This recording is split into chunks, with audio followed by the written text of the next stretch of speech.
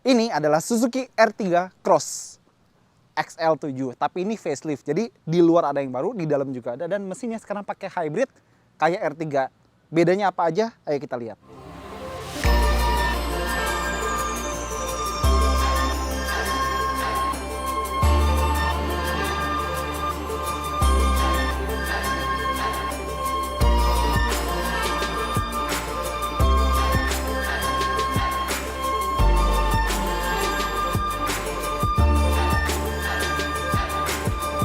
Sebelum kita lihat mobil ini, kita sampai info-info yang pentingnya terlebih dahulu. Harganya mulai 256,1 juta rupiah sampai 304,9 juta rupiah untuk tipe tertinggi kayak begini.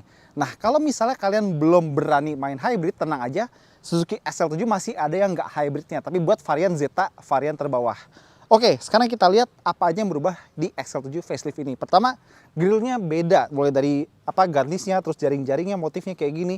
Bedanya kalau yang di India kan pakai chrome, di sini kita full black, lampu masih sama, bumper juga masih sama, lampu kabut masih sama, dan untuk sekarang kita kedapatan warna baru. Dan ini warna cukup ngetrend sekarang, di Honda ada, di Mazda ada, di Suzuki sekarang juga ada. Kalau Suzuki bilangnya ini Savannah Ivory atau warna gading gitu ya. Masuk ke bagian samping, peleknya masih sama, diameternya, desainnya, paling warnanya jadi pakai warna gelap. Bannya Dunlop NACF 16 inci, ini ban buat irit-iritan, bukan buat cengkraman yang bagus ya. Sama spionnya, tetap aja kalau misalnya kita ngelock, dia bakal ngelipat sendiri, auto folding.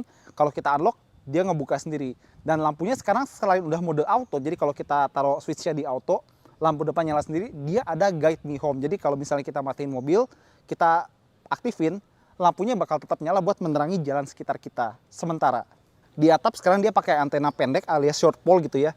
Rem depan cakram, belakang tromol, tapi tetap ada ABS, EBD, dan lain-lain. Terus kalau buat yang matic, dia ada hill hold control. Jadi kalau ditanjakan, dia bisa nahan biar mobilnya nggak mundur. Tapi yang di manual tidak ada. Adanya gear shift indikator di layar MID-nya. Nanti kita lihat. Nah, di belakang sebenarnya nggak banyak perubahan. Spoiler masih sama, lampu masih sama. Paling yang Suzuki bilang ada emblem hybrid di situ. Sama kalau Alfa-nya dulu huruf A-nya atau logo Alfa-nya itu pakai warna merah, sekarang pakai warna biru. Berfaedah sekali, tapi ubahan yang paling berkesan dan paling bagus di mobil ini adalah dia pakai kaca film Solar Guard. Ini baru masuk. Oke, jadi perubahan di luar mungkin baru sebatas itu aja, tapi perubahan yang fundamental itu ada di balik sini. Dan sebelum masuk ke mesin, inget gak? Sebelum kita bikin video ini, Daihatsu Terios yang notabene kawan sekelasnya itu launching juga dengan update minor. Ini launching deketan janjian atau gimana mereka berdua? Kita buka. Mesin sangat familiar ya, 1500 cc 4 silinder K15B yang udah dipakai di banyak Suzuki lain. Dia tenaganya 104,7 PS, torsinya 138 Nm. Pilihan gearboxnya otomatis atau manual, dan otomatiknya bukan CVT, dia masih transmisi konvensional otomatis yang biasanya. Nah, karena dia hybrid, dia pakai sistem SHVS, Smart Hybrid Vehicle by Suzuki. Tapi ini sistemnya kurang lebih sama kayak yang di R3 atau di Grand Vitara. Jadi, dia ada baterai kecil di bawah jok penumpang depan. Baterainya itu sedikit lebih gede daripada yang ada di R3 Hybrid. Kalau di R3 itu sekitar 6 ampere hour, yang ini 10 ampere hour. Jadi, bisa nyimpen tenaga listrik lebih gede. Seperti itu. Dan, dia ada ISG di bagian sini. Integrated Starter Generator. Inovasi Suzuki, guys. Nah, jadi fungsinya apa? Dia tuh kalau misalnya di akselerasi awal, di mana mesin itu lagi nggak irit-irit banget lah, dia bisa sedikit dorong mesinnya biar penggunaan bensinnya bisa sedikit lebih minim, jadi lebih hemat bahan bakar, seperti itu. Dan kalau misalnya kita lagi macet-macetan, kita lagi diem nih, dia bisa bantu matiin mesin biar bensin itu tidak terbuang percuma. Kenapa?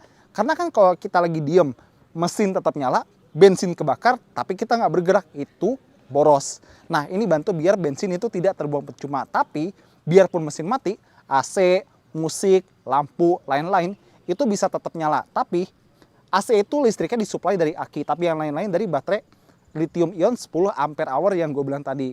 Nah, kalau misalnya kalian penasaran, harga akinya ini beda sama aki XL7 yang non hybrid atau R3 yang non hybrid. Ini aki khusus yang kalau misalnya kita harus ganti kalau udah usianya, harga akinya 4,8 juta rupiah.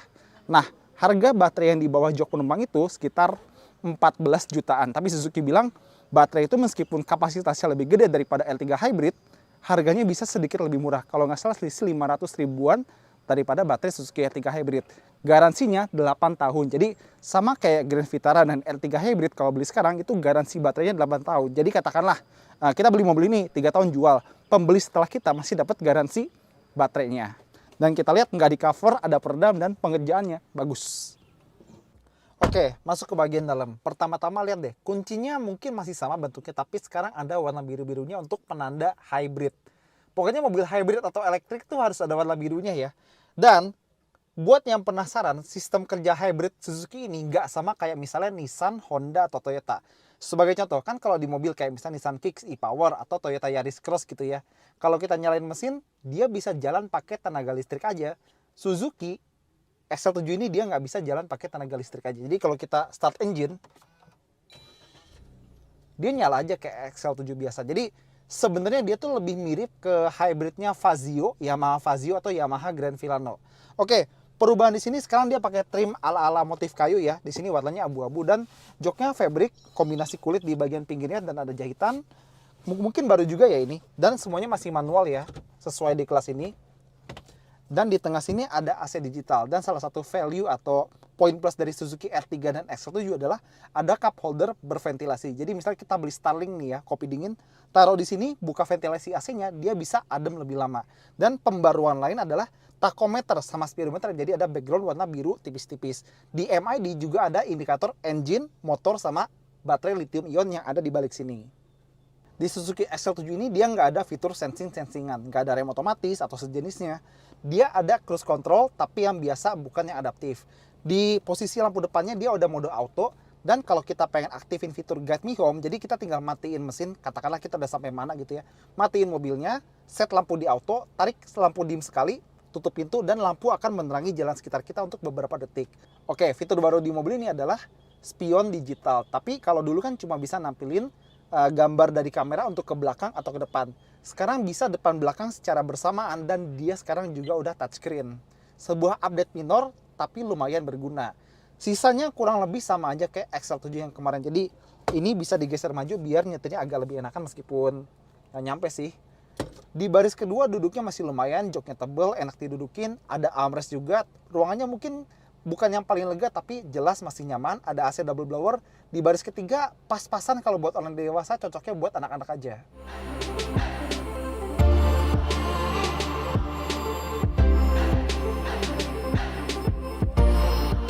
Oke, jadi itu dia sih XL7 facelift. Jadi dari luar tuh sebenarnya cuma kosmetik doang ya, plus warna baru. Tapi di dalam kita bisa lihat ada spion tengah baru yang ada kamera depan belakang dan sekarang udah touchscreen. Itu bagus, tapi ubahan fundamental tetap di sistem hybridnya. Ini jadi salah satu poin kuat karena nggak ada lagi LMPV atau LSUV sejenis yang punya teknologi yang sama. Tapi ini juga jadi satu pertanyaan besar. Soalnya gini, Suzuki R3 atau XL7 atau yang pakai mesin ini itu nggak boros. Itu udah salah satu LMPV atau LSUV yang lumayan irit. Dipakein hybrid sebenarnya memang jadi bisa bikin lebih irit. Tapi apakah worth nambah teknologi hybrid dengan revisi dari konsumsi BBM-nya atau efisiensinya? Seperti kita bilang tadi, kalau misalnya kalian belum percaya dengan teknologi hybrid atau belum rela dengan aki 4,8 juta atau belum rela dengan maintenance baterai yang 14 jutaan, masih ada pilihan yang non-hybrid meskipun itu hanya di varian terbawah, varian Zeta. Sekarang Beta sama Alpha buat XL7 itu semuanya hybrid. Jadi ya sebenarnya kita belum pernah nyobain XL7 yang hybrid ini. Tapi kalau berkaca pada R3 hybrid yang pernah kita coba, iya lebih irit. Tapi apakah selisih harganya worth gitu buat ngejar sekian kilometer per liter gitu dari yang bukan hybrid ke yang hybrid? Pilihan ada di tangan kalian. Tapi tetap dengan ubahan ini, paling nggak XL7 bisa mempertahankan nilai jualnya. Terutama harganya termasuk salah satu yang paling terjangkau dibandingkan sama kompetitor. Belum diskon. Oke, itu aja dari kita. Thank you udah nonton. Jangan lupa jempolnya, komentar, dan subscribe.